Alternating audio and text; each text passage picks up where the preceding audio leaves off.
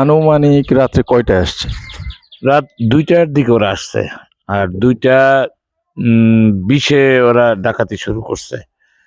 ওরা কতক্ষণ সময় ওরা নিছে? ওরা 15 থেকে 20 মিনিট সময় নিছে। আনুমানিক কতজন? 20 জনের অধিক হবে।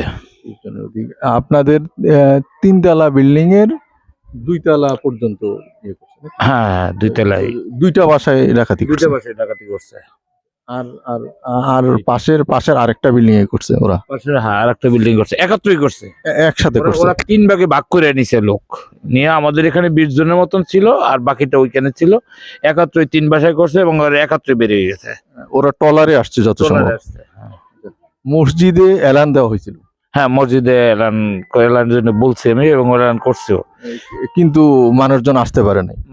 মানুষজন আসার জন্য যতটুকু চেষ্টা করছে তার চেয়ে বেশি হয়েছে যে প্রত্যেকটা নর্মাল যে বাড়ি, টিন শেড বাড়ির বাহির থেকে ওরা ওই যে নাট বল্টু লাগাইয়া ওই লক করে, মানে তালার মতো একটা কিছু দিয়ে রাখছে যেন বাইরেতে না পারে। বাইরেতে না পারে। হ্যাঁ, ওই মাইকে অ্যানাউন্স করার পরেও হয়তো ওই নাট বল্ট খুলতে 15 মিনিট লাগবে। আপনার বাসা থেকে কেমন মালামাল নিছে? ওরা কোনো মালামাল নাই আসলে, সত্যি কথা বলতে। ওরা যেটুকু নিছে সেটা হলো টাকা আর স্বর্ণ। কতটুক স্বর্ণ? আমার প্রায় 6 ভরির মতো স্বর্ণ ছিল। আর ক্যাশ টাকা? ক্যাশ টাকা 1,10,000। আচ্ছা, কাউরে কোনো আহত করছে বা সমস্যা করছে কারো? না, কোনো আহত করে নাই ওরা।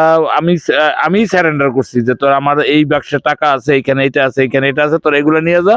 কিন্তু আমাদের কারো কোনো গায়ে হাত দিচ্ছে, ওরা গায়ে হাতও দেয় নাই, আমাদের চুপচাপ এক জায়গায় বসাই রাখছে।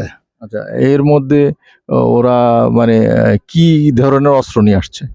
ওদের কাছে ওই যে এমনি আগ্নেয়াস্ত্র বলতে ইয়া ছিল না। ওরা ওই যে রামদা, চাপাতি, তারপর ওই যে সোরা, কিরিচ, এই যে চাইনিজ কুড়াল, এগুলি ছিল।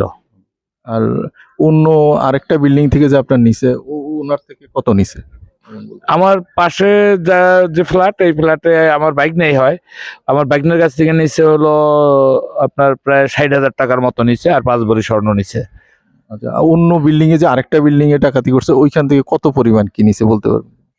ওনার সাথে আমার কথা হয়েছে। উনি বলছে যে আমার 33,000 টাকার নগদ ক্যাশ ছিল। উনি মসজিদের ইমাম। উনি বলে 33,000 টাকার নগদ ক্যাশ ছিল, আর ওই যে স্বর্ণ ছিল 3 ভরি। তাহলে আপনারা কি সন্দেহ করেন যে কাউন দিয়ার লোক এতে জড়িত আছে কিনা? এখন এটা তো আসলে বলা যাবে না ওইরকম, কিন্তু আমাদের একটাই বিষয় হচ্ছে এটা, সেটা হচ্ছে যে আমাদের ট্রলারে প্রায় যখন এখানে যখন ডাকাতি হয়েছে 2 গ্রুপে বা 3 গ্রুপে, তখন প্রায় 30 জনের মতো লোক ছিল। যখন ট্রলারটা ছেড়ে যায় খুব স্পিডে, তখন কিন্তু আমরা তাকাইছিলাম। তখন আমরা এই জানলা দিয়ে দেখছি সর্বোচ্চ 15 থেকে 16 জন লোক গেছে। বাকি লোক কোথায়? তাইলে আপনারা সন্দেহ করতে পারেন যে কাউন্দের স্থানীয় লোক জড়িত আছে এতে। কিছু জড়িত থাকতে পারে। কারণ নাইলে এই ইনফরমেশন কিভাবে পাইলো আপনার কাছে অর্থ আছে এবং স্বর্ণ আছে আপনার ঘরে, এই কাউন্দিয়ার মানুষ না জড়িত থাকলে? রাইট। যেমন আপনার বিল্ডিং এ চুরি হলো, পাশের বিল্ডিং এ কিন্তু হয়নি। না, পাশের অন্য কোনো বাড়িতে হয় নাই, শুধু আমার বাড়িটা হয়েছে, আর এই যে পাশের বাড়িটা দূরে আরেকটা বাড়িতে হয়েছে, কিন্তু আশেপাশে হওয়ার কথা ছিল, কিন্তু আশেপাশে আর কারোর বাড়িতে হয় না। টার্গেট করে ওরা অনেকদিন যাবত এটা টার্গেট করে এটা করছে, যে কোন বাড়িতে কি আছে না আছে, কি থাকতে পারে না থাকতে পারে, এই জন্য করছে ওরা।